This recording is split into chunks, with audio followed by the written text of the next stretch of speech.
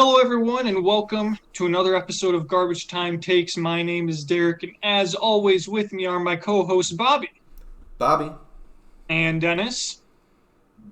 That's right. And we are currently watching overtime of the Colts Broncos game on our second screens. Broncos from the 12-yard line with the ball in overtime. I don't know if you guys just saw that play. I'm a little behind. I'm a little behind both of you, I think. It was a hurdle attempt that gone wrong. Melvin Gordon upended. It was Melvin completely. Gordon. Completely I upended. thought for sure Melvin Gordon was going to fumble there. I'm sorely disappointed. He's been the absolute workhorse without Javonte. So you guys, watching are going to get our live reactions to the ending of what might be one of the worst Thursday night football games of all time, and that's including the fact that Jags-Texans has been a Thursday night game like every year the past 4 years. Oh my gosh, I won't spoil it. I'm going to say, I think that next week might beat this week, though, because it's going to be Commanders-Bears on Thursday night. That's my horrible. gosh. Are the Broncos going to go for fourth and one here? Fourth down. Are we going to let Russ cook? My. They're going to go for it. I won't spoil it for you, Dennis. I think you have to go for it. You honestly do. Bobby, where are you at? We got a timeout. Timeout. Okay. Colts want to talk it over. Well, I'm watching it on Twitch, and the chat is just like, can this game please be over? Yeah. Well, nobody wants overtime. Not even the Broncos' own fans wanted overtime. They were trying to beat the traffic. They were all getting to the exits. They were filing out quick. Since we got this little brief respite, I think it's respite, to sort of take everything in during this timeout, it was my birthday this past Monday. And as good friends do, they text each other on their birthdays. They do. And unfortunately, it would appear that of my two co-hosts, only one of those two is my good friend. Because even though Dennis had a lot of time for jokes last Thursday in the introduction to last week's podcast, a lot of time, and a lot of time for his anniversary too. At my expense, I was a little bit late to the podcast last week. Plenty of jokes were made. Dennis on Tuesday was his 5-year anniversary with his girlfriend. Congratulations, Dennis. And on Monday was my birthday, and only my good friend, my one true friend, Bobby Epler, texted me happy birthday on Monday. Dennis, can I get your thoughts and any, explanations that could potentially soothe my broken heart? I mean, a couple of things. Number one, the comments were valid based on some of the comments I received after missing multiple podcasts. Wow. You can go check those out. I mean, that's fair. That part, that was warranted. The birthday debacle was just dropped the ball completely. So I gotta own that complete for that one. I do feel really bad about it. I mean, I can't. There's no excuse. There really isn't a good excuse to miss my good friend Derek's birthday. Dennis, I'm not seeing enough remorse on your face right now, Dennis. I did not see a single tear. No, I'm not really one for tears and for somberness. But it in all seriousness, may feel empty, but happy birthday, and it will not happen next year. That is a guarantee. It's going in the calendar right now, and I'm just gonna have to show that. I don't think there's really a lot I can say. I think I just kind of got to show it, and it's incomplete. Oh my gosh. I appreciate, the apology, Dennis. I do forgive you. Consider this your mulligan for our friendship. But there may not be a second chance next time. But that's understandable. I gotta respect you for that. And everybody needs a mulligan. I certainly need him. I need him on the golf course. I need him in life. And I appreciate getting one here. Definitely. Well, it's okay, Dennis. You have been forgiven. And hopefully now that you remember that it's the day before your anniversary with your girlfriend, maybe it'll make it easier to remember. Unless, of definitely course, knew that too. I'm such a dummy. unless you do the unthinkable and forget your, relationship anniversary too. Then you'd be in a whole nother Yeah, world would of just trouble be- past what we then I'm discuss just- here. Then I'm just really up a river without a Yeah, paddle, I mean, you know? Dennis I'm Dennis just in trouble. wouldn't be making any other episodes if he forgot that one. So, Probably. Derek, you and I might have to consider continue on in a duo if Well, that were to podcast happen. at that point. If that were to happen. Go recruit Big Boy in my place. Yep, he'll take Yeah. over. I don't But remember yeah. Derek's birthday. He probably would. As Dennis mentioned, incomplete pass on 4th and 1. So the Colts have come out of what was previously known as Mile High Stadium and is now known as what? Walmart Stadium? What's the stadium name now? Oh, good Lord. I didn't know they changed it. Yeah, because I'm pretty sure the owners of Walmart bought the naming rights, but I don't think it's actually called Walmart Stadium. Empower That's right. Field. That's right. Empower Field at Mile High. Yes. Yeah, they've gone through quite a few name changes in the very recent history. It was Mile High, and then it was Sports Authority Field, and then It's 30. I remember that.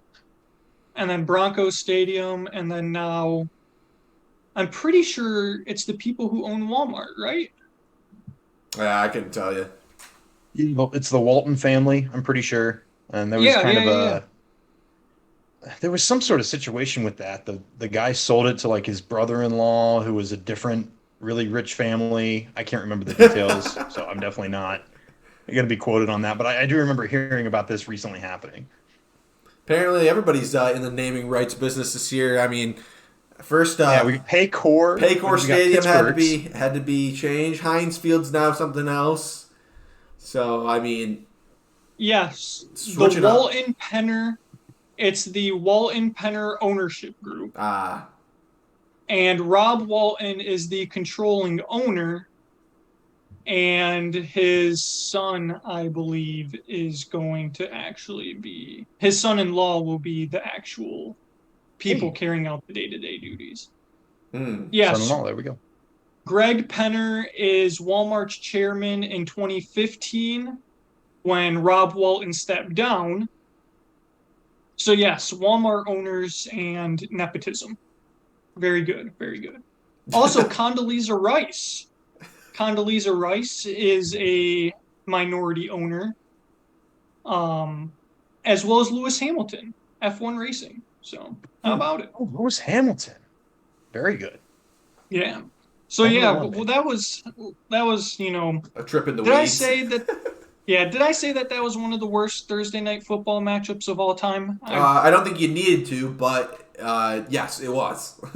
Yeah, I mean, it was what 6-0, and then the Colts tied it with two 50-yard bombs to make it 6-6, and then it went into overtime, tied 9-9 because Russ tried to cook and threw an interception with a little over 2 minutes left in the red zone.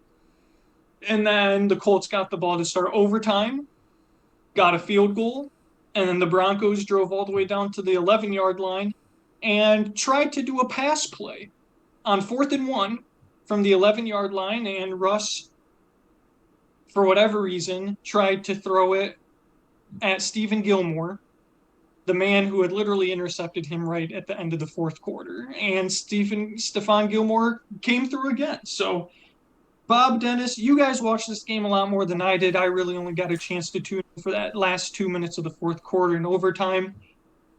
I mean, no Jonathan Taylor for the Colts. Nyheim Hines concussed right in the beginning. Broncos, by the way, that looked bad too. That looked very bad. Broncos, no Javonte Williams. I mean, I said that it was the, epitome of the battle of mid. And, instead, that's the epitome of the battle of mid-eocre. I mean, I don't know about you, Dennis, but I'd classify that in dumpster fire tier of play that we just watched there. But I mean, it was never much. I mean, it was a punt off for 3.5 quarters.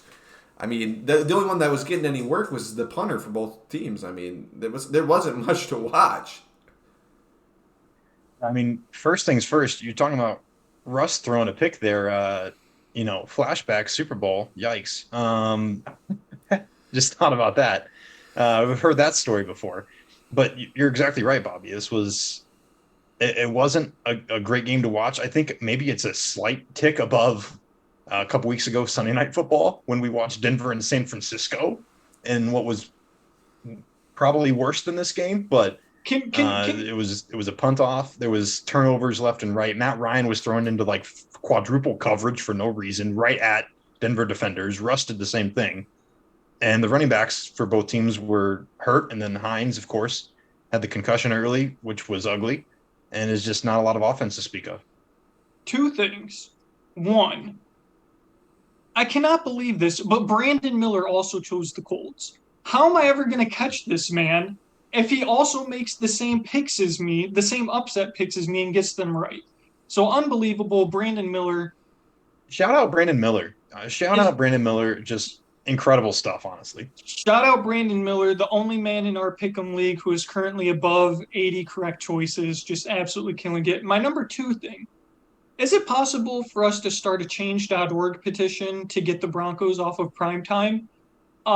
Because I'm pretty sick and tired of watching Russell Wilson and this completely overhyped, overrated trash can team that calls themselves the Denver Broncos. And here's the thing. I completely agree with you.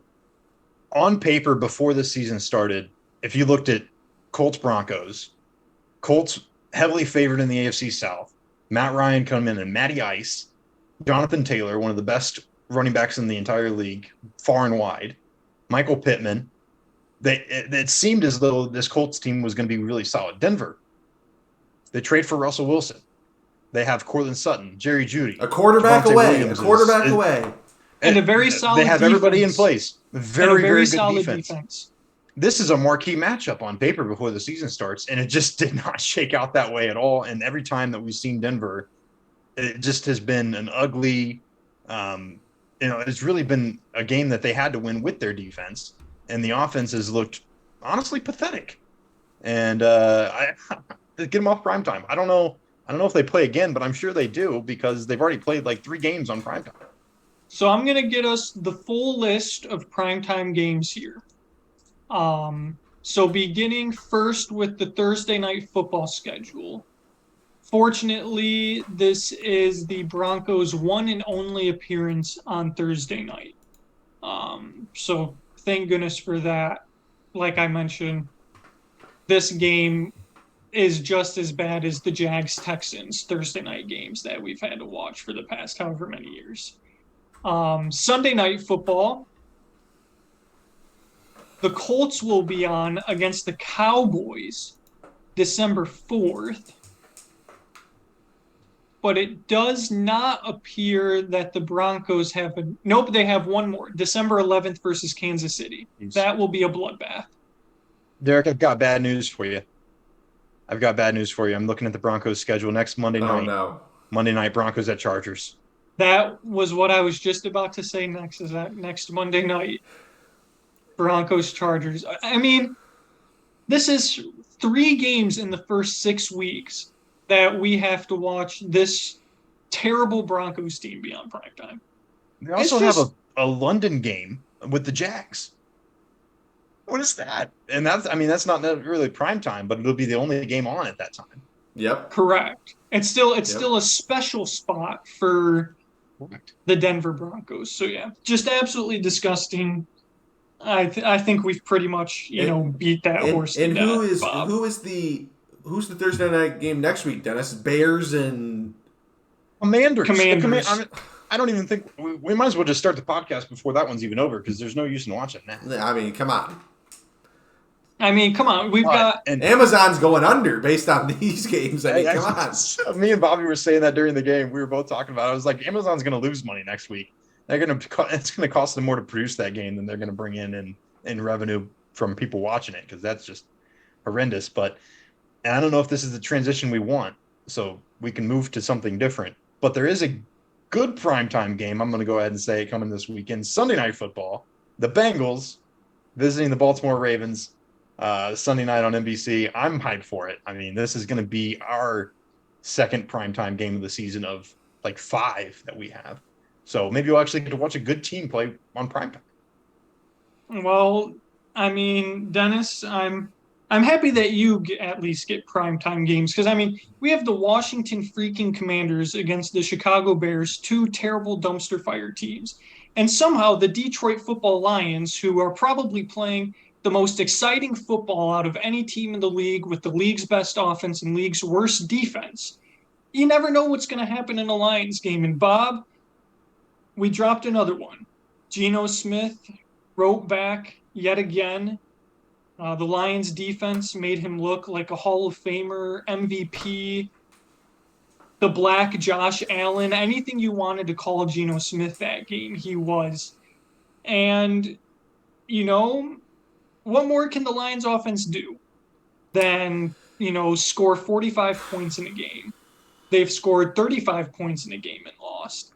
And last week, when they needed the defense to make one singular stop at the end of the game, they gave up a wide open touchdown.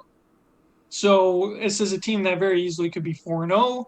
That is instead, in true Detroit Lions fashion, is 1-3. Bob, your thoughts? Well, to start out on this topic, unfortunately, I made a promise to GTT faithful last week. All 35 of you that tuned in, and thank you for your support. By the way, our watch time is going up precipitously each episode, so we've got loyal fans out there. Thank you, everybody. But I made a promise to you guys that if we lost, I would be forced to, dress like Lions fans of the past and wear a bag over my head in shame at the team. I couldn't find any brown paper bags. I looked far and wide, but could not come up with any. So I've been forced and reduced to something almost as bad because, this team has been just as horrible this football season. A CMU tote bag. So the fans will get to see me don this in shame. Yeah, it's just... Go ahead, Bob. But no, anyway, can you guys still hear me clearly? We can. All right, well, great. It's going through perfect, man. Yeah, essentially, it's disappointing because nobody expected diddly squat out of Jared Goff this season, and we've actually got production out of him. The offense looks great. We're producing 100-yard rushers like they're nothing. Derek's 2004 Buick could drive through the holes that the offensive line is opening up with like third-string guys in there and practice squatters. I mean, it is paradise on the offensive side of the football. But typical Lions fashion, we can't stop a nosebleed. We haven't learned. Somehow people that have made it to a professional level of football have failed to learn how to effectively tackle. And, it's 3rd and 20, we're giving it up, and we can't even force a field goal, let alone a punt. I don't know how many drives we went this game before anything other than a touchdown was allowed by this defense. And, it's just disheartening. It's disappointing. But I will say this. I mean, even though I was very dejected after that game on Sunday, I will say that this team can still reach the benchmarks for the season that everybody thought that they could before the season. There's a lot of football to be played, and a lot of teams that even, as you mentioned, Derek, if the defense even gets marginally better, which isn't asking much at this point, considering that they're the last defense in the league, we're going to be scary against a lot of teams. So I'm just hoping that Jared Goff and the offense, especially with hopefully some bigger weapons coming back in the next couple weeks, can keep this offensive production going for the most part, and the defense can, become something more than a sieve, and maybe we can pick up a couple dubs down the road, starting on this coming Sunday with the Patriots. Yeah, I mean, there's a couple things. First, Dennis, let's play the blind QB resume test, and you tell me who you'd rather have as your quarterback. Oh my gosh! All right, Quarterback number 1, 70.7% completion, 1,015 passing yards, 4 touchdowns, 6 interceptions, and a QB rating of 81.4. Got it? Right.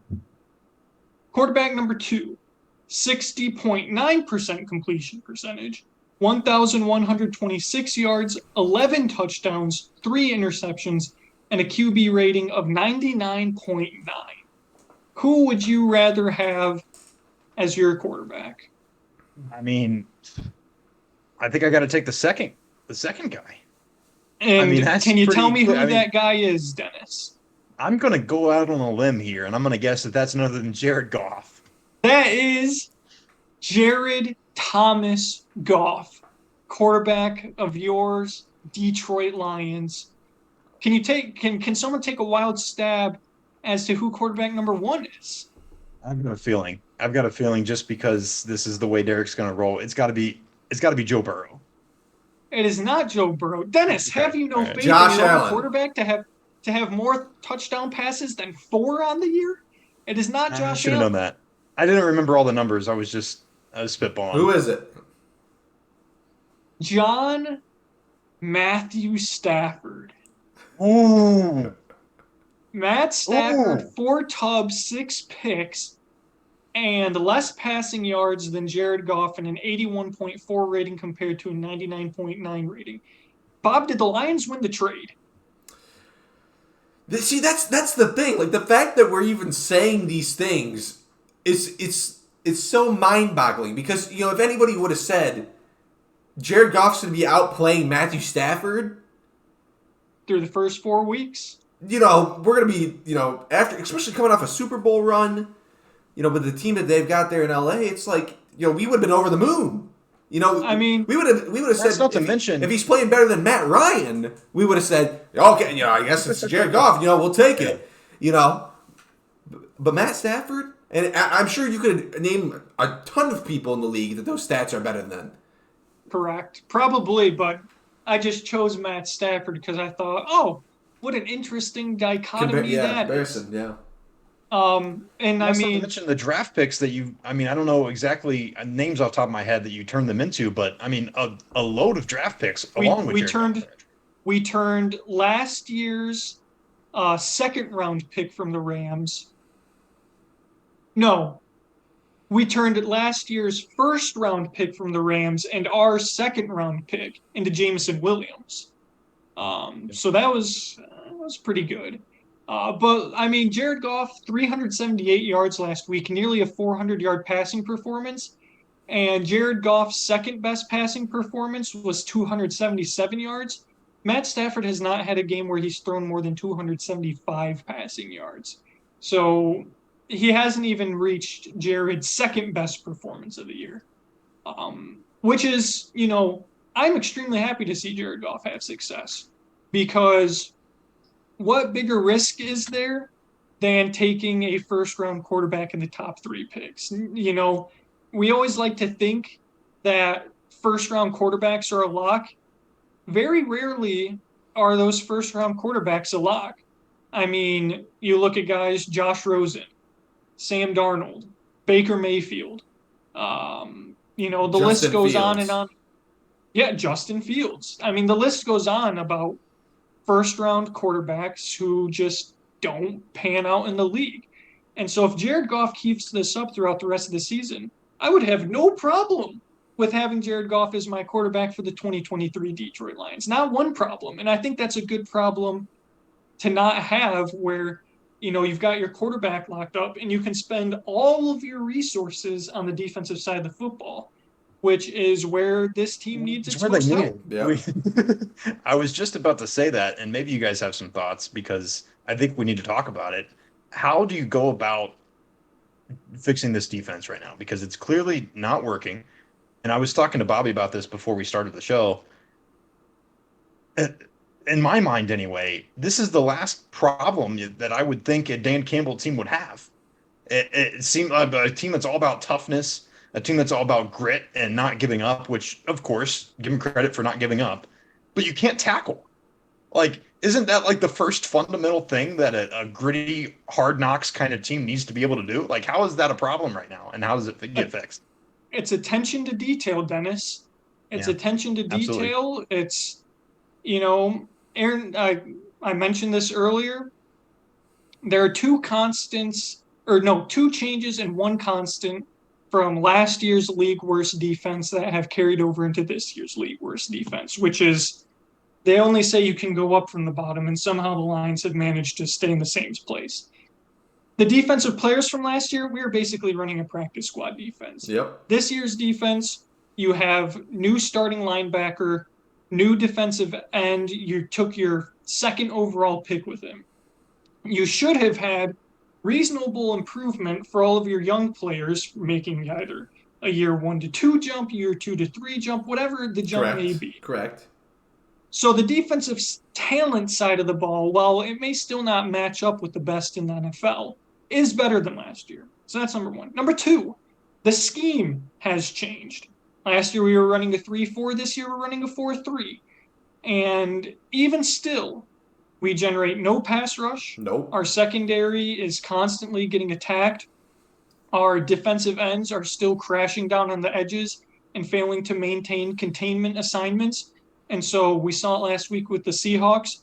They could have ran that play action play every single time with the tight end coming into the flat and gotten 12 yards every single time because the defensive ends continued to follow the running back down the line. It's mind blowing.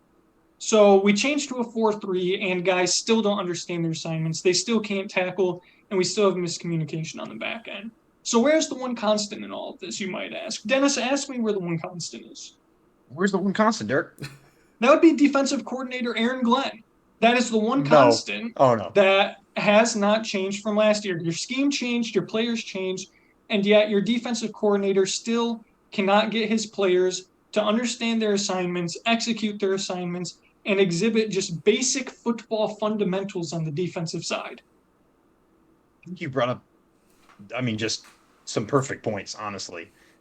Really laid it out perfectly. I was disgusted watching the end of that game on Sunday, and I hate to twist the knife, but I was disgusted. Correct me if I'm wrong. It's been twisted so many times as a whole, Dennis. It was at the end of the game, 3rd and 6, I believe, with still a chance to win this football game. Mm-hmm. After not forcing a punt, after forcing a field goal, at this point, and you can't tackle Rashad Penny before he gets 6 yards with 4 shots at it, knowing that it's 3rd and 6 and they're going to run the ball to eat up clock, and he picks up a first down on the ground on 3rd and 6. That's horrible. I was disgusted.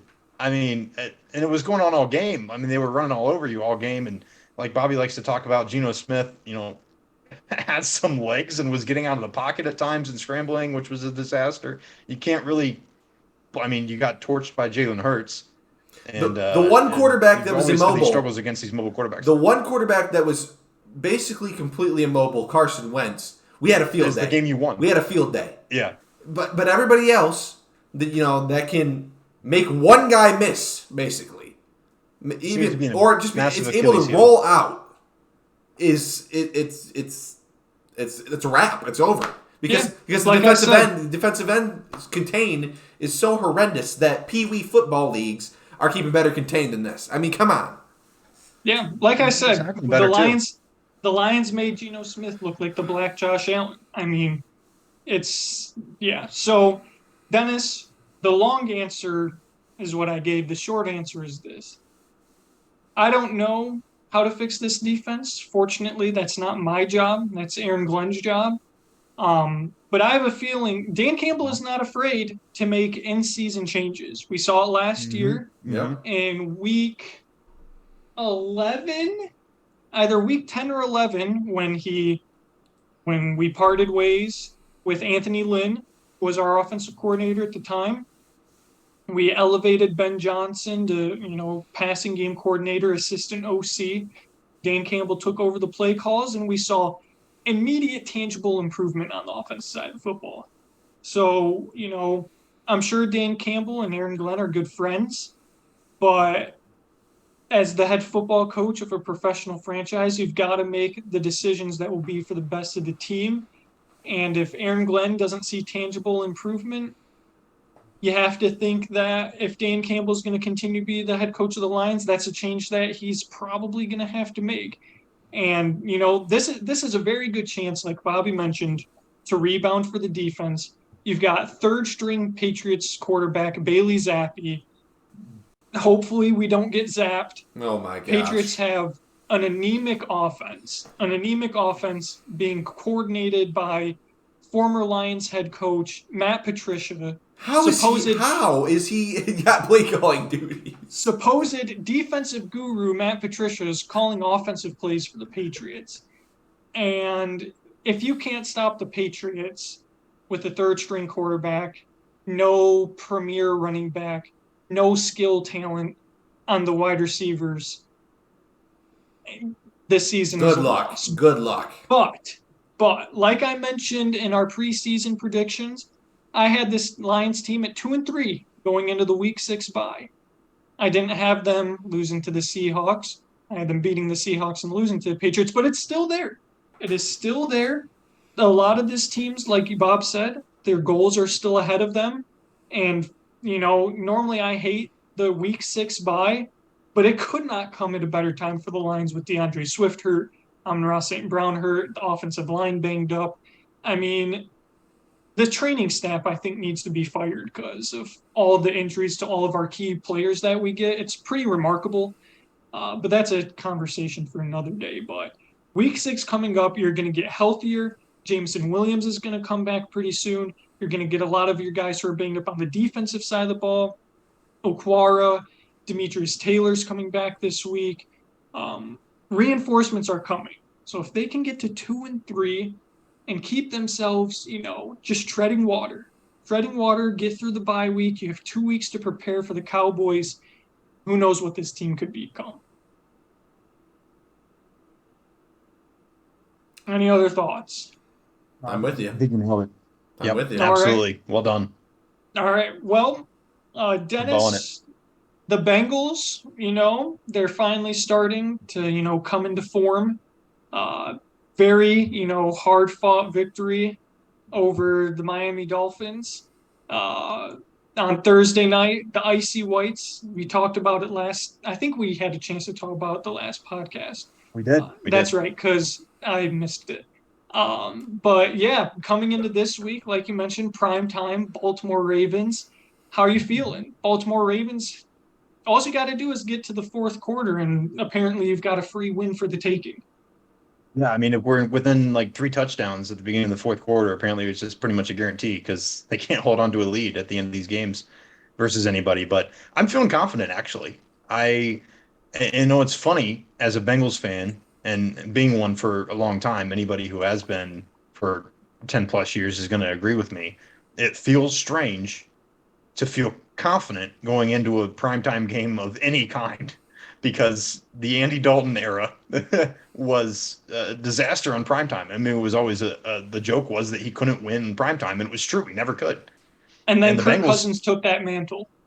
Correct. And now it's Kirk Cousins, and Andy Dalton has been freed to go play in London for the Saints. But I actually feel confident in this team. I mean, back-to-back wins after a rough start to the season. Burrow has looked better. He finally looks like he's getting back to what we saw last year. And I do think, I heard this somewhere else today on a podcast, I think people, including myself, maybe underrated the appendectomy a little bit. I mean, he looked like, sure, it's not, knee surgery or it's not a serious surgery, but it's still surgery. And, recovery takes some time. Of course, he didn't play a lot in the preseason, which also contributes to not being as conditioned, not being as athletically ready for the season, and just not being as sharp. And I think we saw that. He's starting to look better. My concern for this team, and I think I already talked about it last week after Thursday Night Football and our win against Miami, is the running game. And I think that it's easy to point out, but I pulled some statistics that are just, frankly, incredibly concerning. So this Bengals team this season is 19th in yards before contact per attempt. So essentially a measure of how much push is your offensive line getting, which is what we were talking about last week. Basically, how far does the running back get before he gets contacted? 19th in the league. The worst part, yards after contact per attempt, dead last. 0.7 yards after contact per attempt. And I don't think that's all Joe Mixon. I don't think it's all, the few runs that Samaje Perine gets. I mean, obviously, if there's not a hole there and then you get hit, you're not going too far.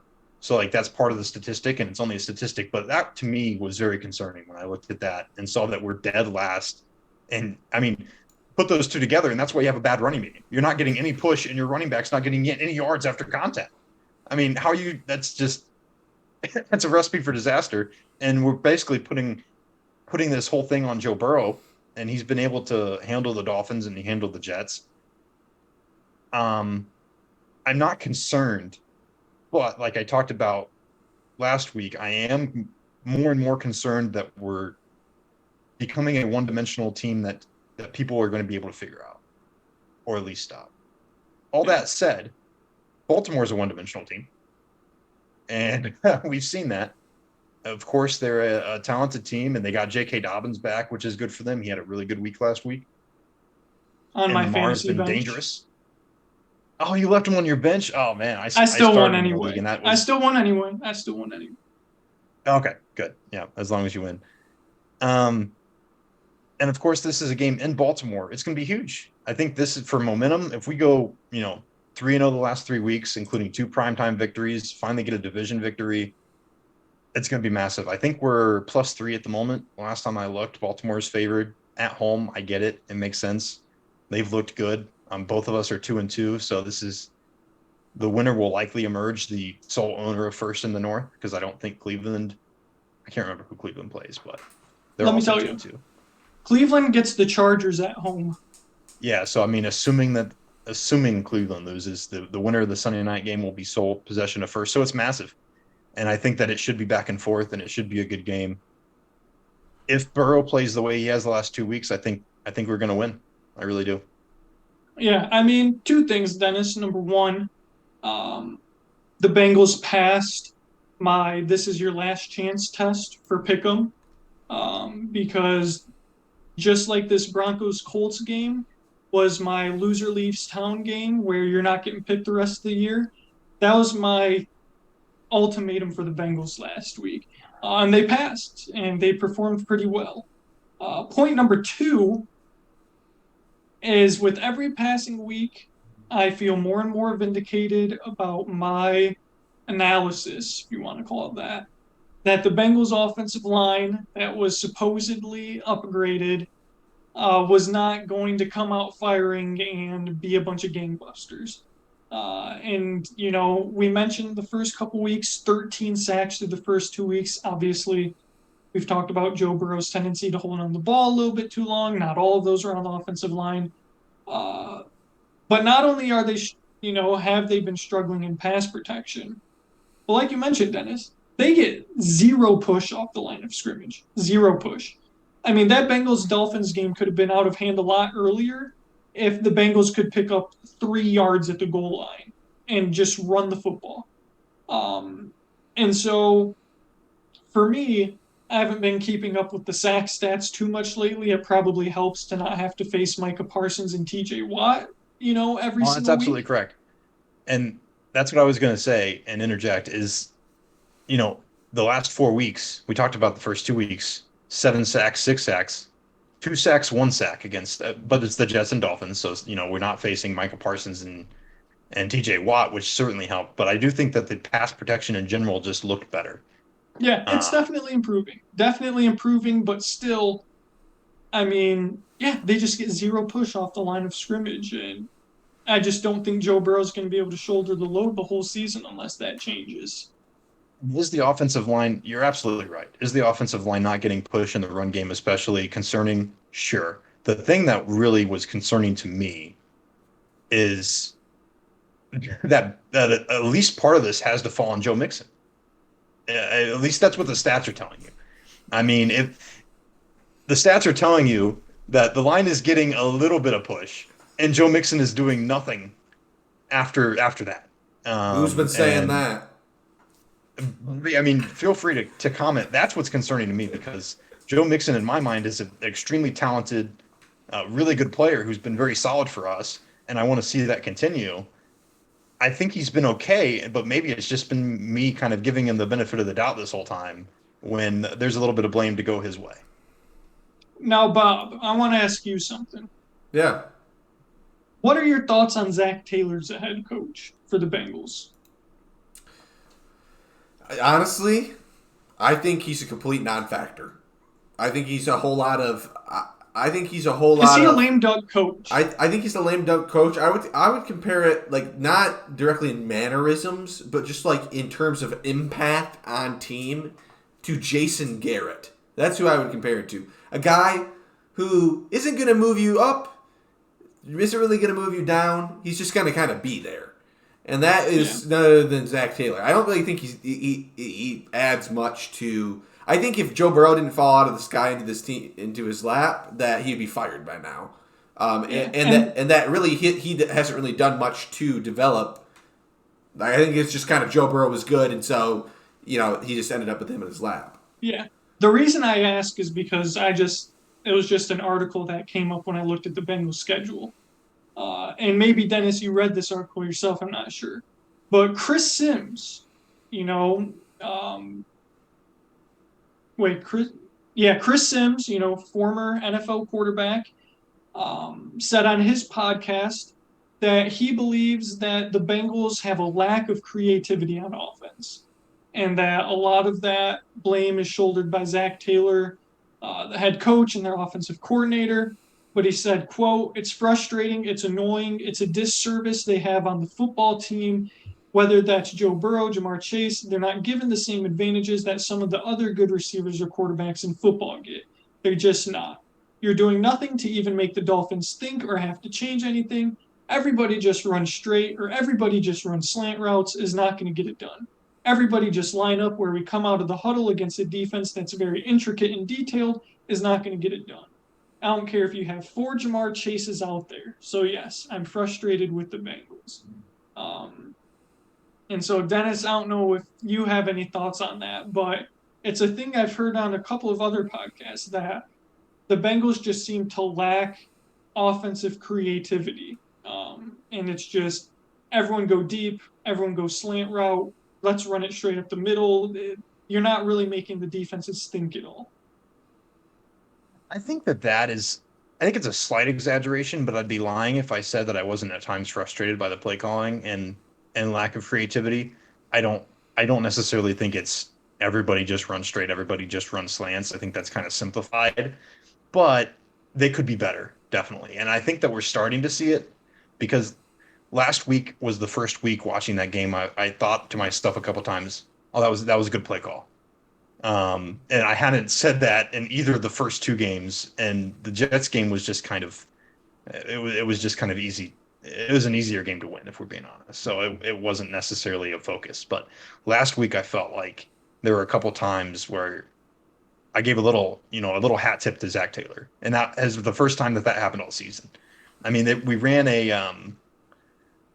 a play where Tyler Boyd threw a pass downfield to Jamar Chase to convert a 3rd down on like one of those, like Burrow takes the snap, throws it out to Boyd in the flat, and then he has the choice to either take off or throw it downfield himself.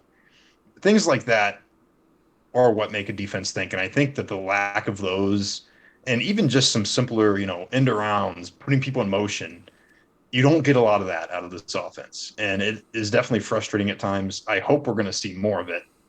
And I think Zach Taylor is a very smart head coach. And does he maybe add things like, say, a prime Bill Belichick, like, say, I don't know, even Pete Carroll, Sean McVay?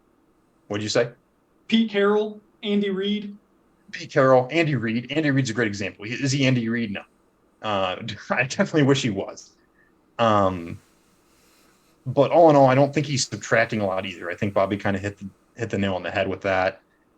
And I think he knows that he can be better. At least I hope he knows that.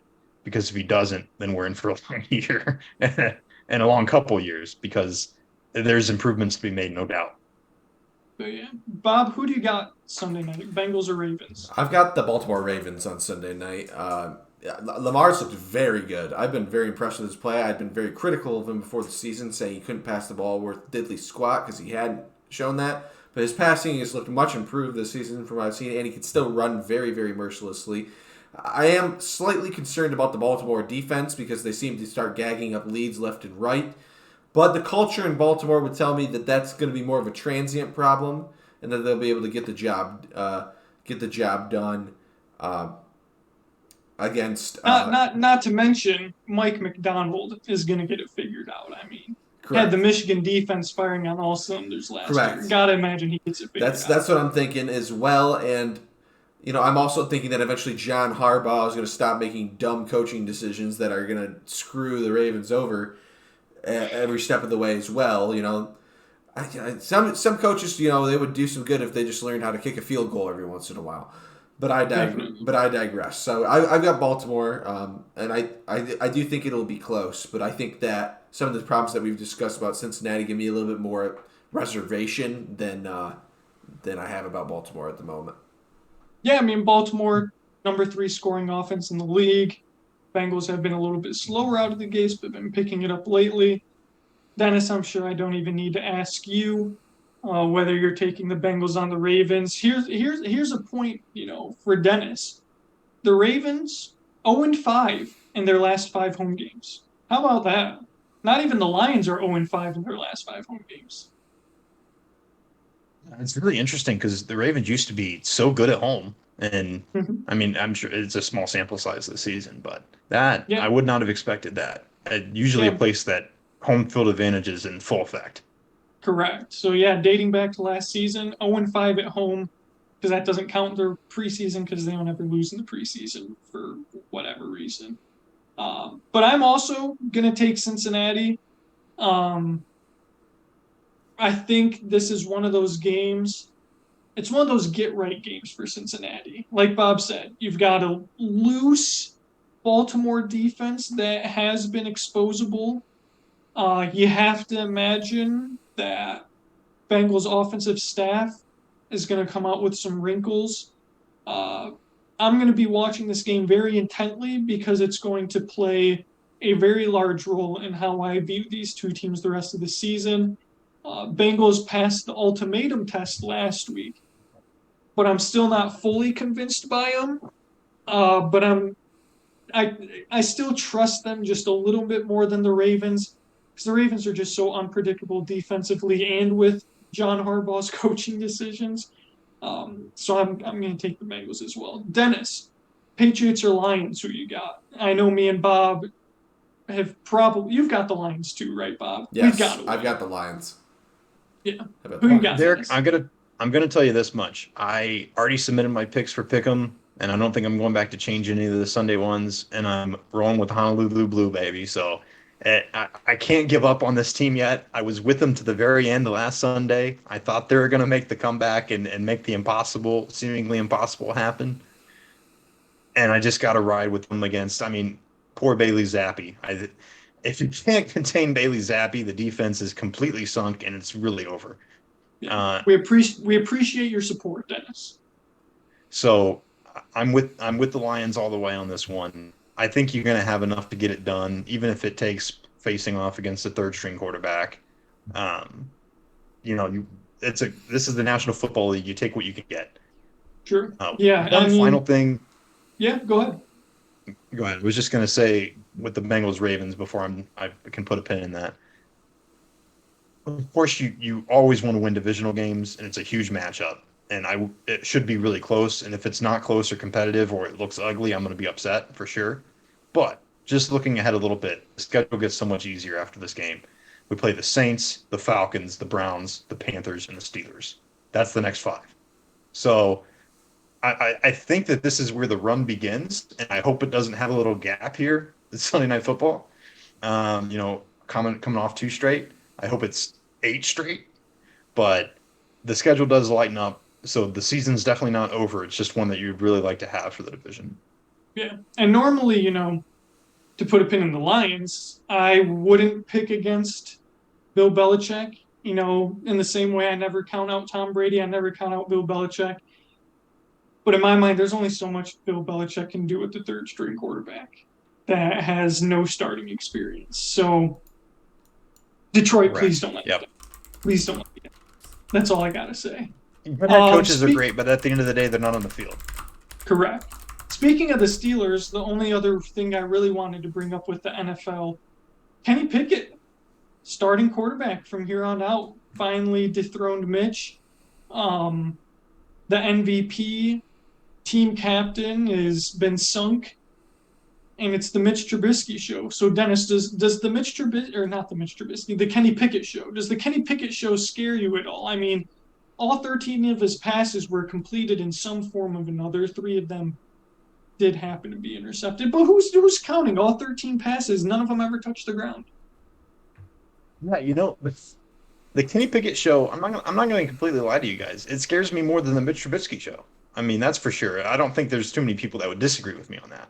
But unfortunately for Kenny Pickett, and I just talked about schedule, so I might as well carry it over. He's coming in at the exact wrong time if you want to have any success in this league. At the Bills, they host the Bucks, at the Dolphins, at the Eagles. That's the next 4 weeks. And then a week after that, they play in Cincinnati. So Kenny Pickett might be going – I mean, definitely is going through the gauntlet here. But I will say, in the limited time we saw him last week, I was actually pretty impressed. I know he threw a couple picks there. The one really wasn't his fault. He was – and I think pretty much all the picks that he threw were kind of down the field. And so those are a little more He's acceptable. out there trying to make plays. And he rushed for 2 touchdowns, and he just completely energized this offense. I think it's going to get kind of squashed this week when they go visit Buffalo, and all that energy is going to be wiped from the record. But in the limited time we saw him last week, I mean, the stadium was hype. The fans were losing their minds. He looked like he was just having fun.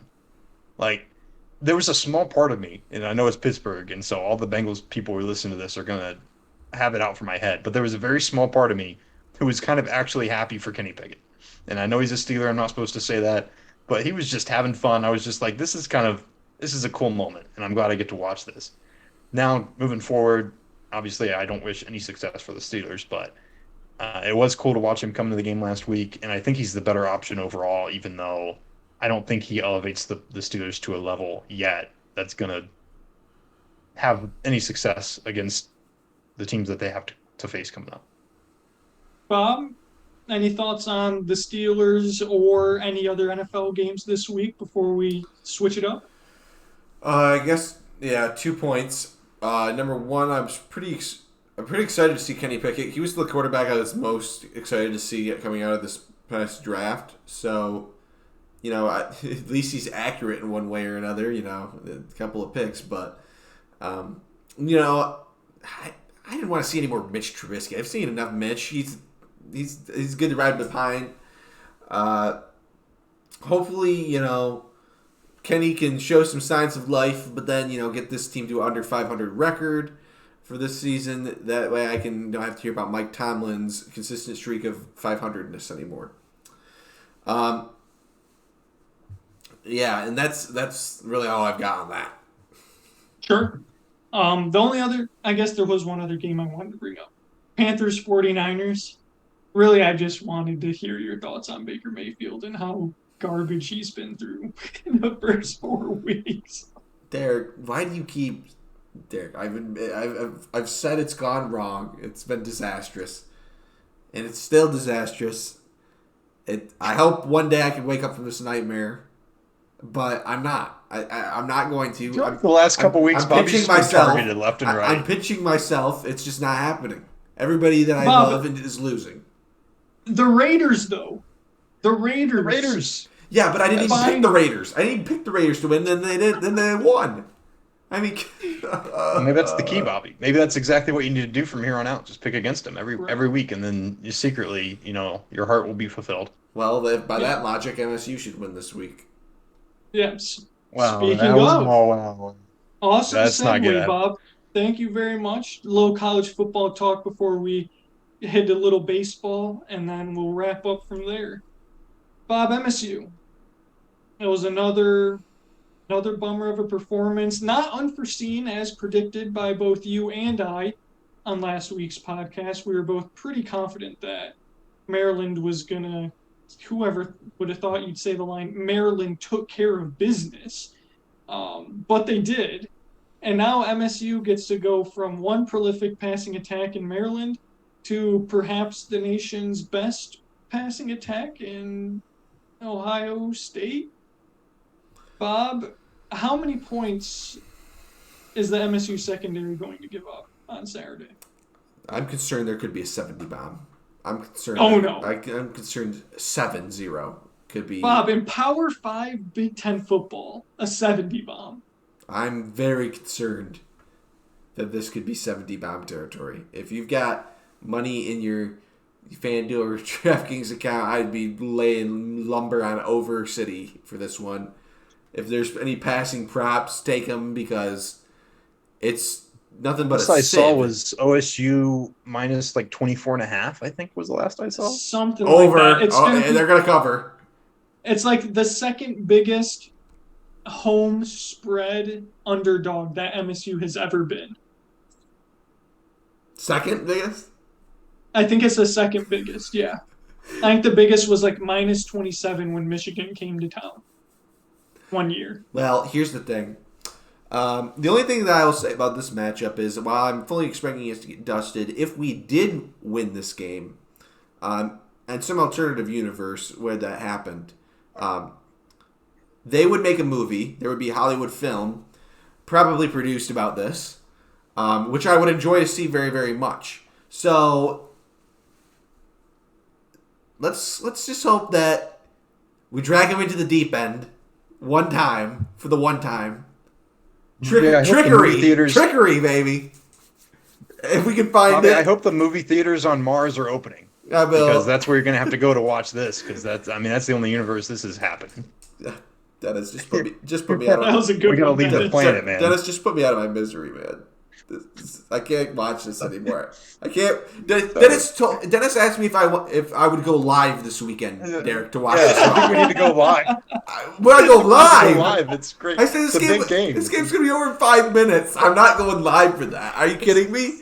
This is a joke. It'll be a short live session. It'll be great. People. I can't even say I'm a CNU fan. I can't even say I'm a CNU fan. I mean, that's that distress. A quick distress and explosion from Bobby Epler when they go down 14 with the first 5 minutes, and then we can be done with it. I mean, I'll tell you exactly how it's going to go. We're going to win the toss. We'll defer. We'll kick it off to OSU. There'll be like 3 plays, 80 yards tub. Payne Thorne in there, going to try to lead the offense. We'll go about 15 yards and then pick, and then it'll be 14-0, and you'll never look back. Bobby, any chance this is a trap game for Ohio State and they think that they're just going to waltz all over you, but Michigan State's going to come out firing on all cylinders? Get the screenwriters ready, baby. Get the screenwriters on standby. Have them on standby. I'm not saying they'll be in use, but have them on standby. I know all about the standby that we've been using up the past couple weeks. I had to keep things on standby because they don't actually happen. Yeah, well, that's what we're going to need for this game because I'm so sick. I'm so ill that I don't even know what to say. We already know that Dennis isn't Derek's friend because he didn't wish him happy birthday. Now he's not my friend because he just wants to see me go live to the world and bawl my eyes out because we're just getting eviscerated by Ohio Bobby, State. Unfortunately, you can't return the favor because my teams actually win the games, and so I can't go live and watch anybody get smoked. I'm sorry. Dennis, you better hope that Lamar doesn't have something for you on Sunday. You better hope those words. You better remember those words, buddy. You better hope that those words don't come back to bite you because. I mean, I already said we could lose to Lamar, but I do expect it to be competitive. If it's not competitive, those words will be biting me. That's for sure. Bob, last year, Ohio State was up 49-0 at halftime, and then they called off the dogs and ended up winning 56-7. I think your prediction of a 70 burger is very well in reach, unfortunately. Well, hey, you know me, Objective Bob. That's what they call me. But Unbiased Bobby. Unbiased Bob. That's right. Dennis, UC, I don't remember who they beat last week. Tulsa, maybe? Did you beat Tulsa? Yes. Oh my the Golden gosh. Hurricanes. Oh, my Lord. The Didn't you Coleman guys Hurricanes, struggle? 31-21. Yeah, It was a 31. little ugly. Correct, I'm I because there Tulsa. That's right, Dennis. Me and Bob said last week. I don't remember what the spread was, but I'm pretty sure it was 10.5, and I think I said take Tulsa to cover because I knew they were going to give you some trouble. It actually might have been like 10 exactly, which is what it ended up being, which is wild, but it might So, have been 10.5. It was very yeah, close to that. Yeah, the Golden Hurricanes, they always seem to give us a run for our money for whatever reason. And they just wouldn't go away in this football game. UC had several chances to put them out of their misery. I mean, we really led the whole game. We just couldn't put them away. And they kept, mounting a drive to kick a field goal here. They scored a touchdown there, and they just weren't ever quite out of it, even down to the very end. It was really the defense that stepped up at the end of the game, and I'll touch on that a little bit more in winners losers. But it was an ugly win. It's not the way you wanted to start American Conference play, but hey, a W is a W. That's all it counts for. It's one W, and 1-0 in the conference. This week we get to host the South Florida Bulls, who are 1-4, Stain. not looking very good. Yeah, you want to guess who beat them by 20 last week? Was it Tulane. the Pirates? The East Pirates. Carolina. The ECU. Pirates, Bobby. The East Carolina Pirates beat South Florida 48-28. So that's all you really need to know about this South Florida team. They're coming into Cincinnati. We're ranked now. We squeezed into the top 25 at 24 in the AP poll. So hopefully we get to keep that with the defeat of the Bulls this week. I mean, the only concern I have, I guess, is that we just don't come out with any sort of energy or motivation, but I don't see a Luke Fickell team falling that hard to a team like South Florida. We've never had trouble with them before in the past, at least not the last couple of years. So I'm anticipating a win. Let's see what the spread is. While you're looking up that, Minus I'm gonna look up, 27.5. oh, Which, and I mean, honestly, based on the way that we've played, I don't necessarily know that I would be willing to lay 27.5 with Cincinnati. I mean, that's a lot, especially because we just don't seem to have the motivation It's to put teams away at the end of the game. Bulls. It's time to lay lumber. Like we could go up like 21 and then just call it a day, and just let them score like 10 down the stretch and win by 11. Or like I could see the that. Bulls could go up by 21 and call it a day. I mean, this is a team that could call it a day a little early. Unfortunately. Here's a fun game. The UC Bearcats and USF Bulls have matched up a total of 19 times. Dennis, what would you predict that the all-time record is? I'm gonna go 11-8 UC. I'm going 19-0 UC. Very close, Dennis. 12-7. 12-7. Okay. I mean, here's the thing. I know it's not always been this dominant because UC hasn't always been this good. If you reach back into the past, there's been some rough teams. Tommy Tuberville era, not pretty. So I mean, I'm not 2015 shocked that you they got lost us 65-27. Yeah, I'm not shocked that they got us a couple of times. It's only really been the last few years that we've dominated the Americans. So Yeah. Points Makes sense. for Dennis here, 7-2 all time against USF. And currently riding a 4-game winning streak. So all signs point to go UC Bearcats coming out with a rather stress-free victory for our good friend Dennis this week. U of M also, I believe, 20-plus point favorites. So fortunately, me and Dennis have 20-plus point favorites, Bob. Sadly, a 20-plus point underdog. But that's where MSU likes to be, dang it. They love to be the underdog. Isn't that right, Bob? That's right. Yeah. But yeah, we went and got it done at Kinnick Stadium. First time since 2005. I was 7 years old the last time Michigan won a game in Iowa City. We pretty much dominated from start to finish. Was never really in question. It always felt Wonder who saw like that coming. It always felt like a turnover could flip the game on its head. So for me at least, there was like that sort of tension there throughout the entirety of the game where, I was penchant for getting turnovers and you think all they need is one and maybe this game flips.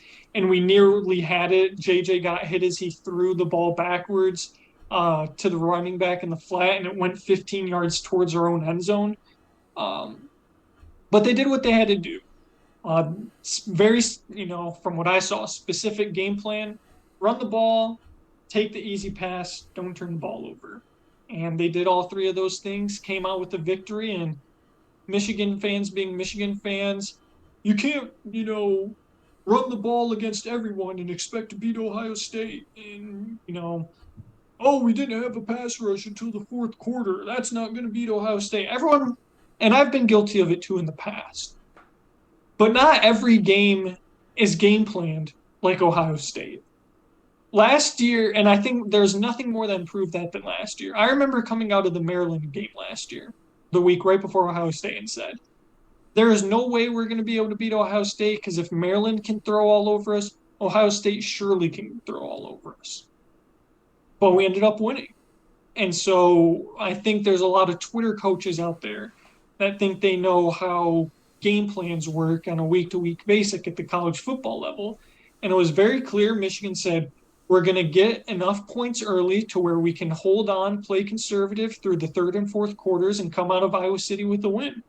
And that's exactly what they did. And hopefully this week against an Indiana defense that gives up a ton of yards through the air, hopefully we see them open up the playbook a little bit, let JJ get some licks in, hopefully hit some deep shots. But this game, a couple years ago, Indiana snapped our 23-game winning streak against them. I think we're 60-10 all time against Indiana.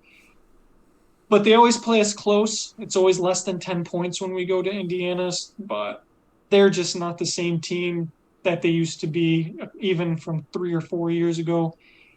So I'm expecting a relatively stress-free victory, I think. I can tell you they'd be a lot better if they had Michael Penix in there.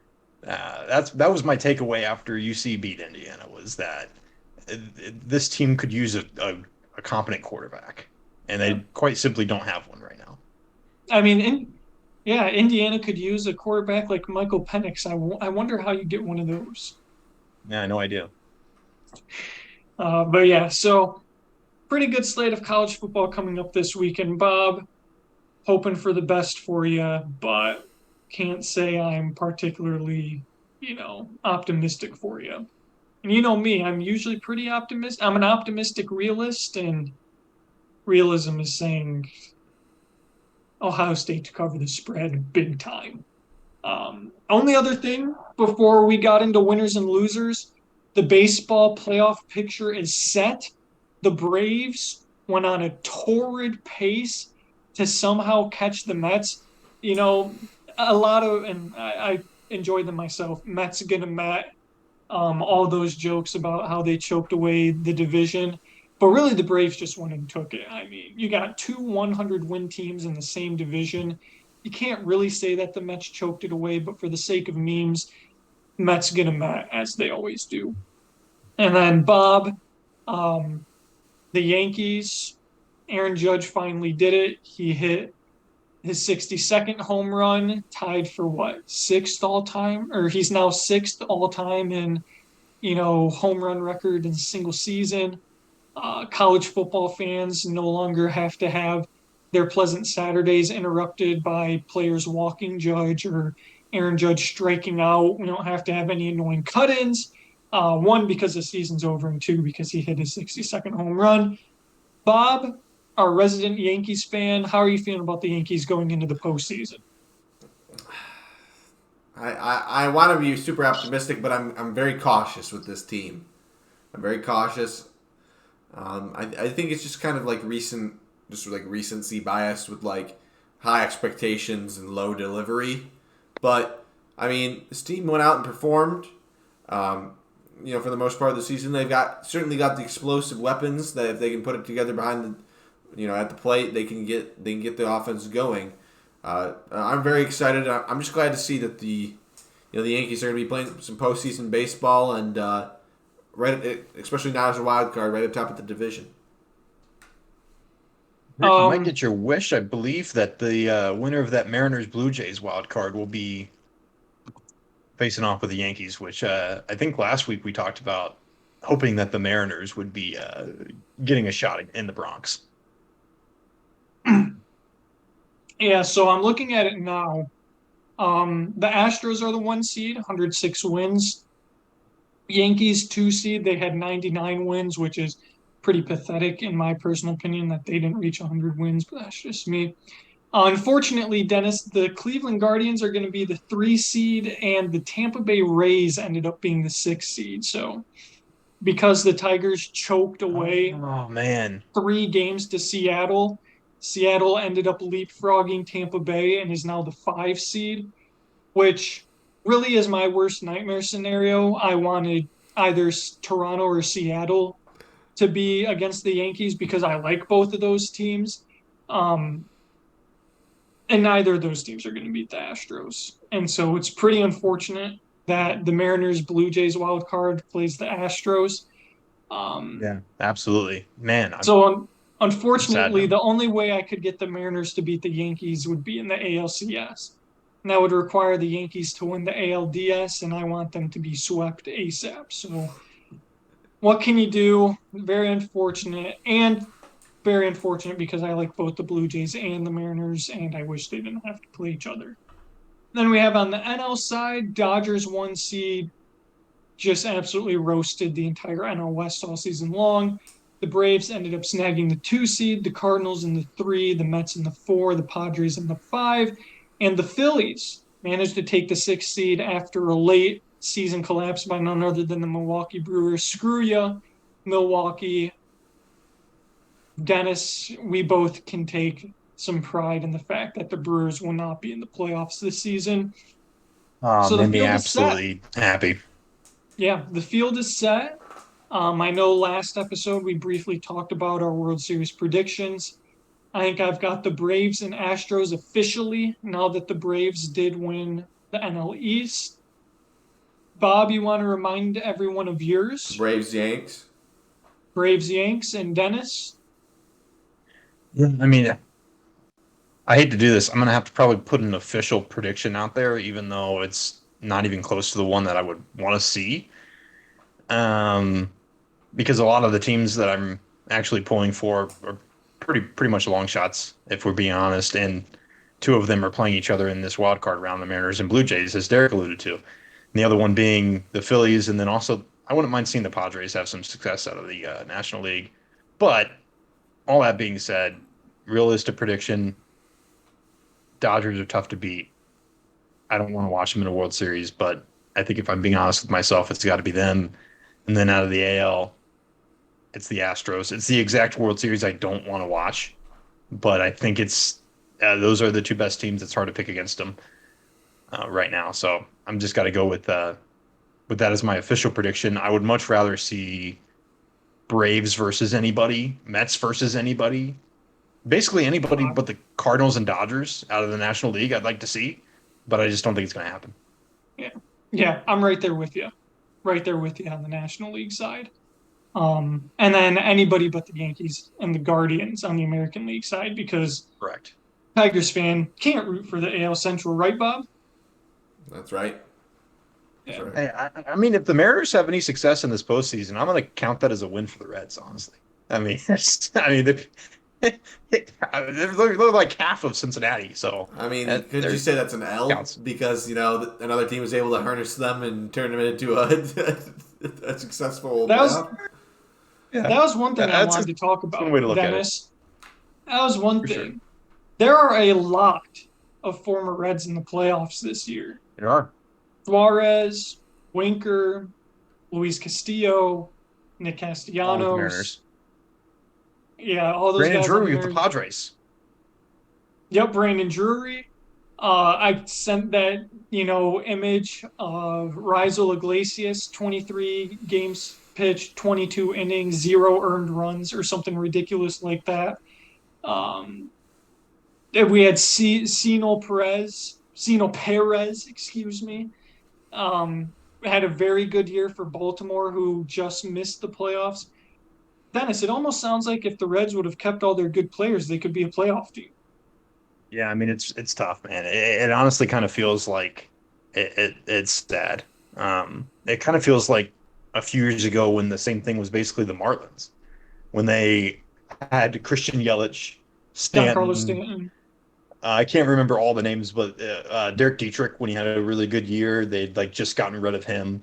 Basically, like someone had posted their whole lineup, and it was literally just full of superstars that were no longer on the team, and that's kind of what it Marcelo feels Zuna, like I right now. think. Yeah, so Zuna was there too at one point.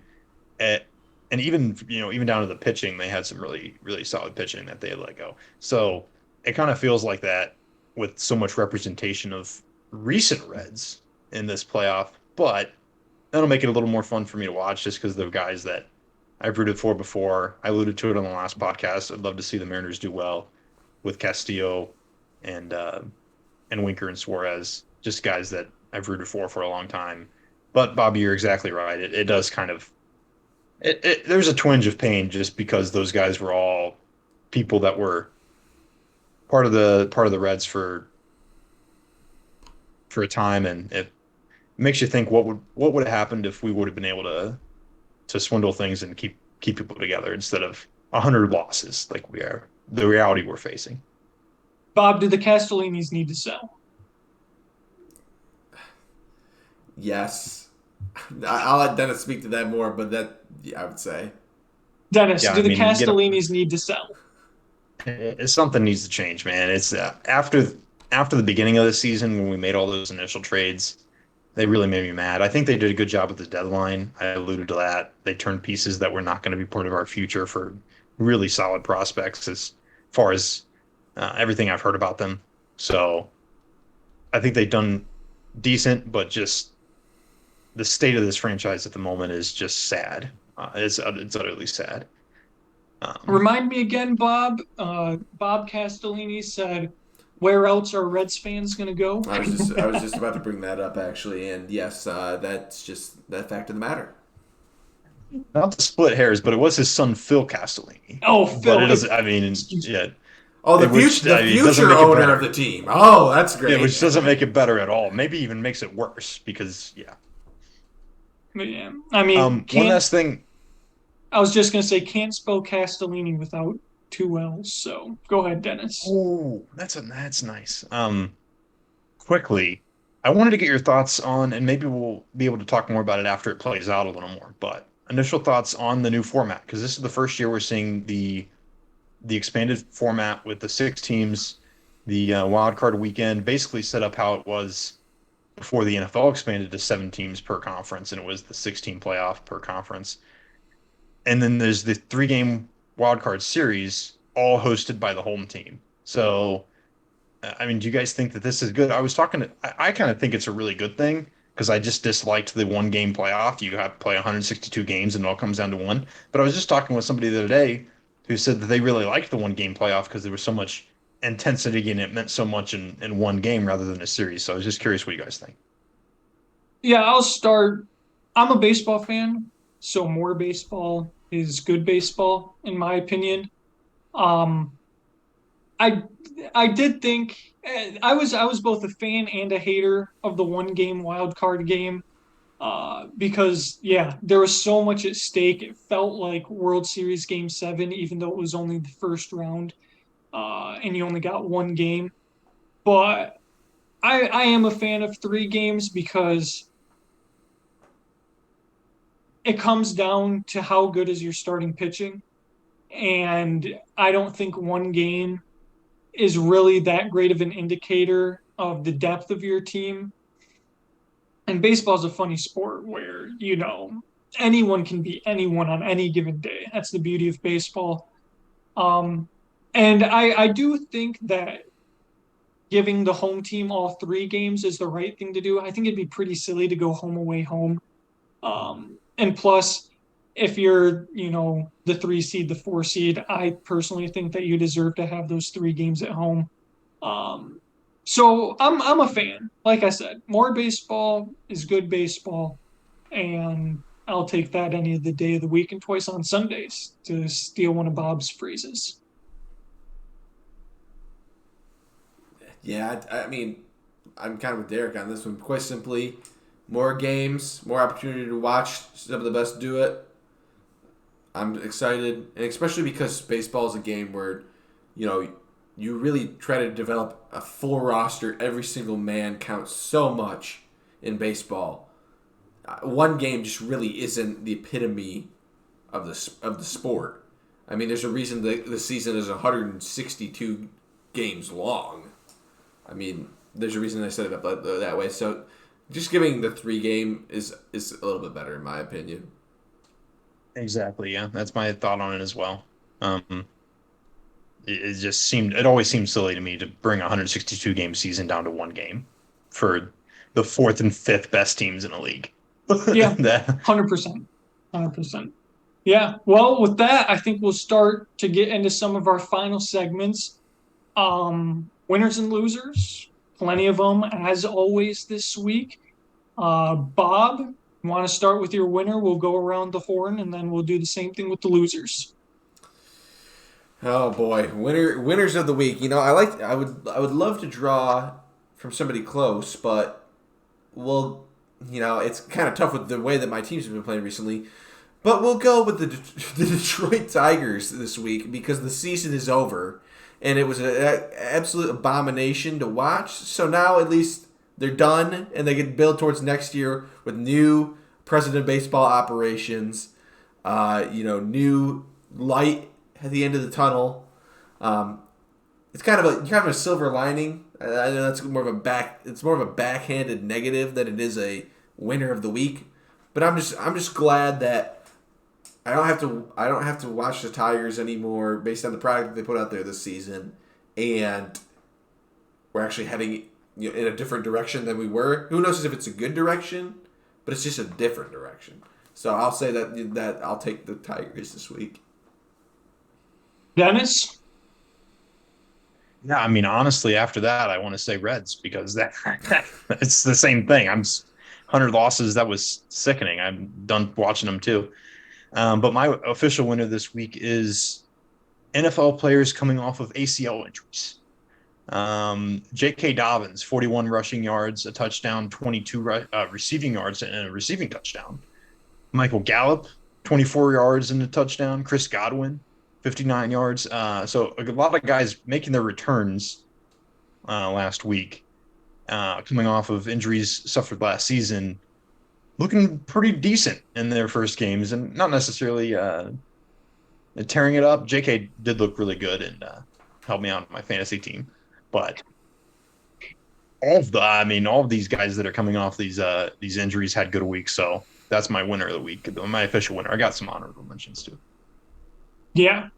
My winner of the week is football players retiring to be with their families. So Cole Beasley retired suddenly this week after spending 2 weeks with the Buccaneers. Spending 2 weeks with Tom Brady. Unnecessary, Dennis. And his response and reasoning was he felt his time was up and it was time to be a dad and a husband to his family. So good guy, Cole Beasley, family man, retiring from football, and how serendipitous it is when Tom Brady is having his own issues off the field as well. Bob, you're a loser. And then we'll get into honorable mentions for winners and losers. I mean, where can I start on the losers of the week? You know what? I'm gonna go back to the same pool again.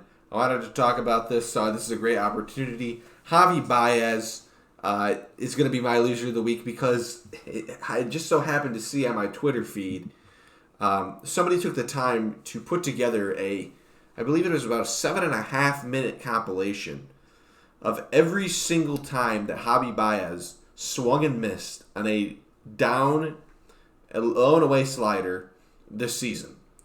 Now, if anybody knows Javi Baez's history, they'll know that he has a very big tendency to swing at that pitch. It's been kind of the bane of his existence throughout his career.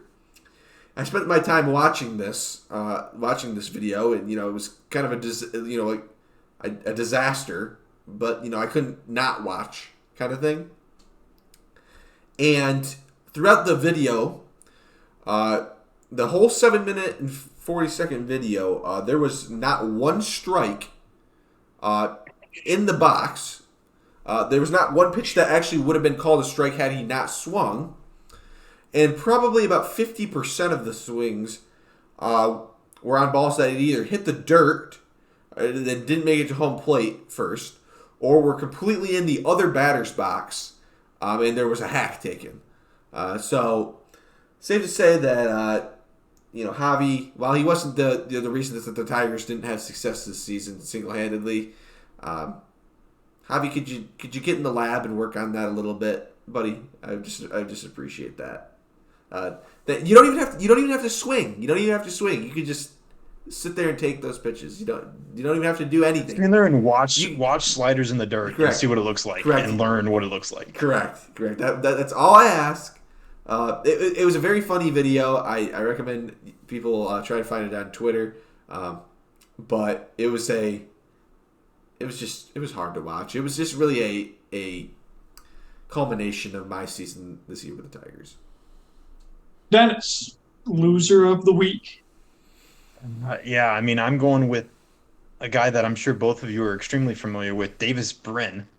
That is the Tulsa Golden Hurricanes quarterback who got sacked 11 times by Cincy's defense in this game. 11, and they were violent, let me tell you. I was watching this game. I noted it down right after because I was like, this guy's a big-time loser. He was like stumbling off the field. I mean, I was concerned for this dude's safety. I really was. I mean, was not pretty, just galloped up. Seemingly every play. 11 sacks in one game when I went back and looked at it. Insane. So, loser. I mean, they lost the game, and he was tossed around like a rag doll. Yeah. My loser of the week is Michigan State University. Come on, didn't we already do Michigan State Detroit Lions fans? Yes, but this is for a different reason. So, yes, MSU football is a disaster dumpster fire.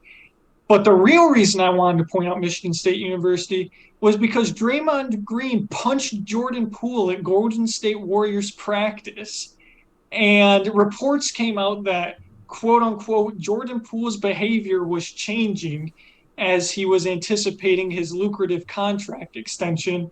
And then reports today came out completely refuting all of that garbage. Steve Kerr was like, Jordan's attitude hasn't changed. He's been nothing but a consummate professional. And pretty much all the reports that came out about Draymond punching Jordan Poole were pretty much in complete, opposition to the report from last night. So yeah, Michigan State fans have clowns on the football field and on the basketball court that they have to support. So I feel bad for them. Big fair comment. Right with the shoulder. Yeah, I just brush off the hate. I mean, it gives me at least a little bit of satisfaction that Derek wakes up every day with the intention of hating on Michigan State University and I do not wake up every day, but associated with it. I mean, it's kind of clear. I mean, you pointed out yourself, Dennis. I mean, 2 straight weeks in a row, he's just got to dance on our graves for whatever reason. I mean, I'm practically coming here. I'm literally saying that we're terrible. We've been looking like a joke. Derek, that's not enough for Derek. Derek's just got to make, just like Michigan football. Just like Michigan football, they you gotta make sure you beat us, and then you gotta scratch up the logo in the middle of the field too, because it's not just enough to get a dub. So if Draymond Green wouldn't have been a bozo, I would have chosen waiver wire kickers as my loser of the week when the Lions picked up some bum off the streets and he missed field goals left and right.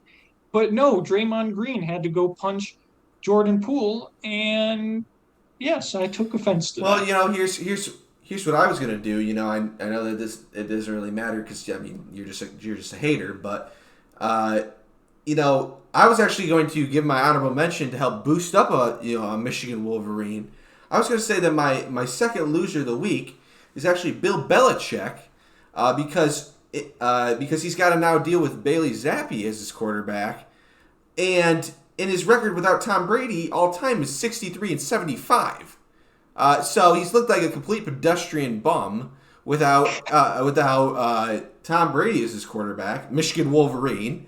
And I have no choice but to say that the Lions need to get the job done, or they're just contributing to fraudulent coaching behavior from Bill Belichick, who's not done diddly squat until Tom Brady, as Skip Bayless from Undisputed likes to say, fell into his lap in the 6th round and saved his career. Dennis, any other honorable mention winners and losers? Yeah, so I don't have any losers, but I do have 2 winners.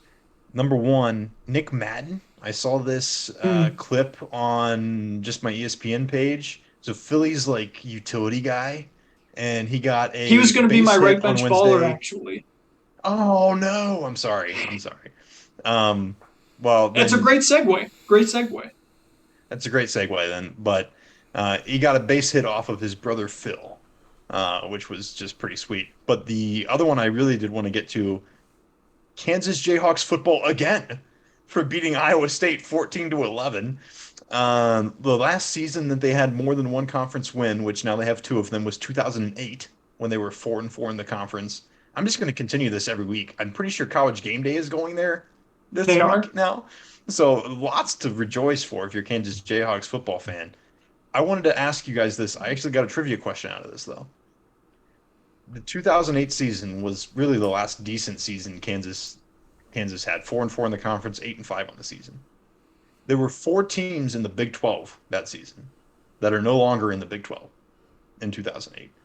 One of them is now in the Big 10. I was going to have you name all 4, but that seemed a little excessive. Do you know? Give me a shot here. Give me a shot here. All right, go ahead. Nebraska. Yeah, Nebraska. That's the answer. That's the Big 10 team. There's 3 others.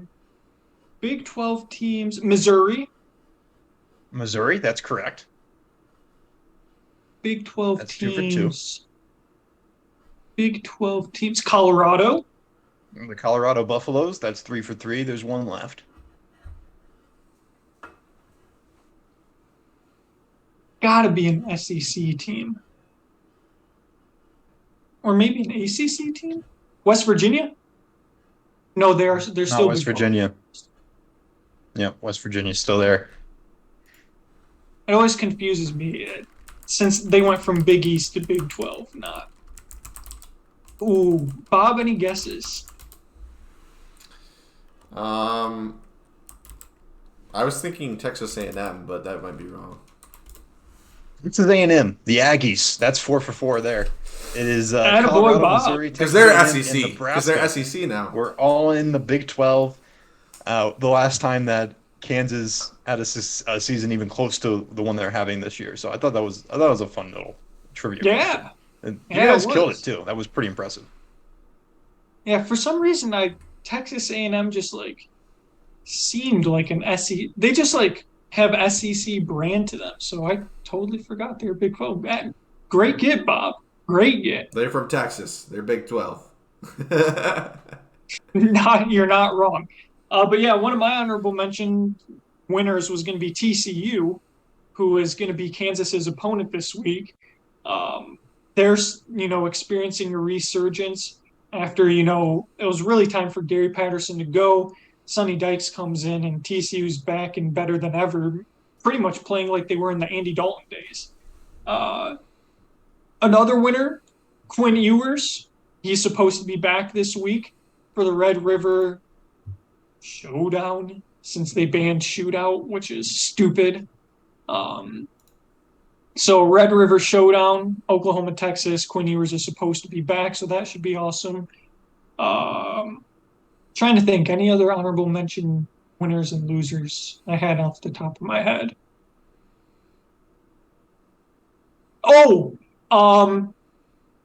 Honorable mention. It's kind of both winners and losers. Tanking. Honorable mention winners, tanking. I don't know if you guys saw Victor Wembanyama, the Australian 7'5" kid. Yes, I've seen this guy, yes. I mean, this is going to be a tank like we've never seen before in the NBA. I think the lowest win total is set at 22.5 for the Spurs. I think there are probably going to be 4 or 5 teams that finish with less than 20 wins this season, because that dude is special. So losers, I guess, NBA fans of tanking franchises, unless they get the number 1 overall pick and get Victor, because dude is elite. And he's pretty much what everyone thought Chet Holmgren was going to be. Not to say Chet Holmgren's a bum or anything, but Victor's truly a unicorn. So that was the only other thing I wanted to point out, I think. So, yeah. Yeah, I did see that. Absolutely. So, yeah, I guess right bench ballers, Dennis already snagged mine. Not that he had, like, a super impressive week or anything, but how often do we get to see brothers face off in the MLB? Very rarely. I think the only other, the Rogers brothers are both pitchers. So it's not like they ever hit against each other. And then, I feel like there's one more. But I can't think of it off the top of my head. But yeah, Nick, is it Matone or Matten? Which one? Oh, I was saying it Matten. I don't know what it actually is. It's Matton. Yeah, whichever way, he was my right bench baller of the week because he got a hit off his brother, and that's always really cool. So, and he's hitting like 250 on the year and like 73 at bats. So it's not like he's been playing much. I don't know if you were thinking of this pair of brothers, but they're also both pitchers, Edwin and Alexis Diaz. We are breaking this. I mean, here's a better pair of brothers, William and Wilson Contreras. Bob, am I right? Oh yeah. There you go. All right, fair enough. I'll give you that. Hey, Alexis wasn't bad for us this year. All right, I guess I'll go with my right bench baller next then. I've got none other than Mike Boone, running back for the Denver Broncos this week. He was kind of getting hyped up a little bit on the in fantasy football circles because people were unsure how much Melvin Gordon was going to get used based on fumble rooskies that have been occurring in recent weeks. But Mike got in today. 7 attempts for 38 yards for an average of 5.4 yards a carry. And then he also caught 3 balls out of the backfield for 47 yards for an average of 15.7 yards a catch. Guy was getting it done when he got the ball in his hands tonight. Unfortunately, it didn't lead to any success as far as scoreboard for the Broncos, but thank you, Mike, for putting in an effort for my fantasy team. There you go. I will round it out, and I know you guys will appreciate this one. I've once again dove into the wealth of talent that is the American Football Conference. And everybody's favorite team, the Tulane Green Wave, baby. The Tulane Green Wave, who got it done in overtime 27-24 over Houston last Friday night. The third-string quarterback, Kai Horton, had to come into this game and led an 11-play, 75-yard drive to tie it with 37 seconds left, and then tossed the game-winning touchdown in overtime to knock off the Cougars. American Conference football is incredible. You guys are really missing out. Kai Horton, right bench baller. Dennis, Green Wave. What happened to Houston? I don't know. That's honestly, I wanted to know that too. A complete falling off the map. They're 2-3. That's terrible. Yeah, terrible. I don't know what's happening to Houston. They spent too much money on basketball, I guess, and now they just can't play football anymore. Must be the brother duo that I couldn't think of, Austin and Aaron Nola. Those were the two, because I believe Aaron and Austin, Aaron for starting pitcher for the Phillies, Austin Nola, San Diego Padres catcher. I believe they had a matchup earlier in the season. I don't remember who won, but I'm pretty sure they matched up as well. So that was the other brother duo I want to talk about. Cool. Nice get. Bob, garbage time takes your money. You've had some real doozies for us the past couple weeks. I tell you what, the win percentages have been all over the place. So before you give us this week's, I will briefly recap last week's. Bob so graciously gave us the Atlanta Falcons and the Cleveland Browns last week. Cleveland was favored -1.5 at home. No, they were on the road. They were 1.5 road favorites, and the over/under was 47.5. Anyone want to take a guess as to how we did last week? Horrendous. We looked it up. So all three of us took the Browns. Miss. And does anyone remember the score of the game? No. 23-20. 23-20. That's correct, Dennis. Two of us took the over and one of us took the under. Dennis remembers. Dennis was the I lone remember. man. I kept the receipts, baby. No, Dennis was the lone man, took the under. Gotta hand it to you, Dennis. One for two. Me and Bob 0 for 2. So hopefully we can rebound, Bob. What sort of Frankenstein do you got for us this week? Not as bad, I would say, as some other weeks. But I kind of chose this game because I wanted to hear some thoughts on this. I've got for us this week the Dallas Cowboys at the LA Rams. This game has the Rams as a 5.5-point favorite, and the over under of this game is set at 43.5 points. So go ahead, Dennis, while I'm typing this out. Yeah, Dennis, I just wanted to get you guys' thoughts because, obviously it's kind of been big in the media about, potential quarterback controversy with Cooper Rush being able to win a last couple games. I think I've been hearing that Dak probably isn't going to play Sunday anyway, so it's not really going to be like a decision, but how do you think CMU product Cooper Rush can fare against the LA Rams this weekend? You know what? I know that he's had a little bit of an easy schedule, but he is now an honorable right bench baller as of a couple weeks ago. Cooper Rush has been getting it done, and he still hasn't lost. He still hasn't lost in his starts. And it just kind of feels like for a while there, it felt like nobody was really looking too much into it, and now people are starting to pay attention a little bit. I mean, sure, he beat Washington and, obviously Cincinnati, and then I can't remember the New York. So, the Giants. It's not like he's beating really good teams out here, but let's not pretend like the Rams haven't had their struggles this season. So I think that you say 5.5. Yep. I like the Cowboys with that.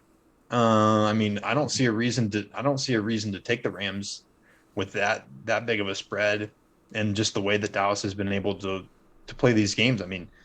Really, really strong defense. We've seen that time in and time out, and Cooper Rush has been competent. And now that he's had a couple more games under his belt, you just got to think that that confidence is just going to grow and grow and grow. And I don't see why there's any reason to start fading Dallas now against this Rams team. And then the over/under, 43.5? Yep. Both of these are really good defenses, and I had success with the under last week, so we're going to go under. Yeah, I'll jump in next. Dennis took the words right out of my mouth. I think 5.5. Cowboys probably script a couple drives in the first, 2, 3, 4 drives. Get 13 points, 17 points maybe, for the rest of the game. The Rams are really, outside of the Stafford to Cooper Kupp connection, it's been real bad. A lot of memes about how if Allen Robinson was white, he'd get more targets. But the fact of the matter is Allen Robinson doesn't get any separation on any of his routes. Dude's washed. And even though week 1, there were all those memes about how he was open, in the week since, he gets zero separation on his routes. Not to mention, Sean McVay continues to feed Cam Akers for literally no apparent reason. Dude had fumble issues last year, has fumble issues this year, and just never has really looked, that impressive since recovering from his Achilles injury. Meanwhile, you've got Darrell Henderson, who is proven to be capable of being, a sort of workhorse. And instead of giving him out the ball on the 3-yard line, you give it to Cam Akers and he fumbles at the goal line. And so I feel like the Rams are in a bit of an identity crisis on offense. And that doesn't lend well to scoring a lot of points. Same thing with Dallas. They're not going to score a lot of points, but their defense, I think I mentioned it in the preseason that I thought their defense was pretty solid, even though it had lost guys like Randy Gregory to, free agency. Micah Parsons is legit. Dexter Lawrence or Demarcus Lawrence is legit. Their secondary, even though I like to rip on Trayvon Diggs for, getting burned, Jordan Lewis and Trayvon Diggs are both very good defensive backs. And the Rams, Aaron Donald, what more do you have to say? Jalen Ramsey, he's been burnt toast, but, they've got a lot of playmakers on the defensive side of the ball in LA. And so, yeah, I also like, the Rams, Cowboys under, and I'll take the Cowboys to cover because the Rams offense to this point hasn't shown me that they're capable of outscoring teams by more than 6. So, yeah. I'm glad that we're all on the same page then, because my motto was going to be the same exact thing. I think 5.5 points is way too much respect for the Rams that haven't shown diddly squat in the past couple of weeks, especially on the offensive side of the ball, and that's where that's where the strength is for the Cowboys. Likewise on the defense. So, I could very easily see Dallas just winning this ball game. So I don't know why it's 5.5. And likewise, I think that this is going to be like, I don't know, like a 17-21 ball game. Like this is not going to be that high scoring either. But I mean, 43.5 is pretty low total. So I guess, if anybody shows any signs of life on offense, I guess then we're going to be sunk on that. But I don't see that happening. I'm going to match you guys. Bob, do you think we can get a twofer for the people? A twofer? Since all of us happen, very rarely does this happen. I was just going to say the people are all with us or they're against us because, I mean, you're either with us or against us this week. The only time this has happened since we've brought the podcast back was the very first week when it was Cardinals-Reds on July 24th. And all of us took the over and all of us took the Cardinals and the Reds won in the under hit. So that's the only time this year where we've taken the same picks. On that day, we did a twofer for the people. So I figured, and maybe Bob could whip up a quick twofer for the people. And everybody's hitting their sports books to bet the Rams and the over. Okay. Well, we'll go for a special twofer. On the twofer, you can only pick the money line. We're not doing spreads. Okay. Only the money line. And because of that, we're going with the doozy. We are going with the doozy on this one. So, please tell me it's not the Texans, James. It is none other than the Texans. God dang it, Bob. Did you change that? I know how your sick, twisted mind works. Actually, you know what? We won't do that one. This is easy. We won't do that one. We're going to do Seahawks Saints. Because I want to hear what people have to say about this one. Dennis, who's at home? The Saints are at home. I won't even tell you what the spread is because that doesn't matter. We're only picking the team straight.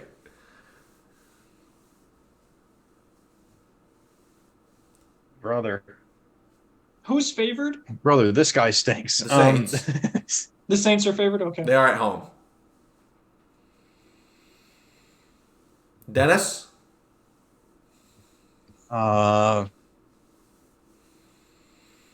See, this is why we're going to do a double. We got to do a doozy.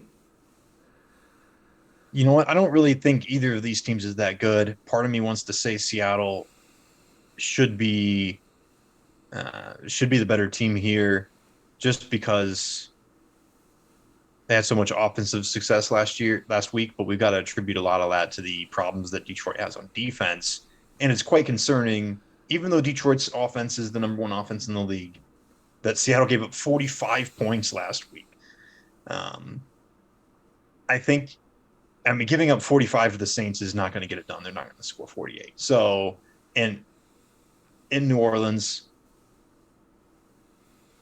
gut feeling, going Saints.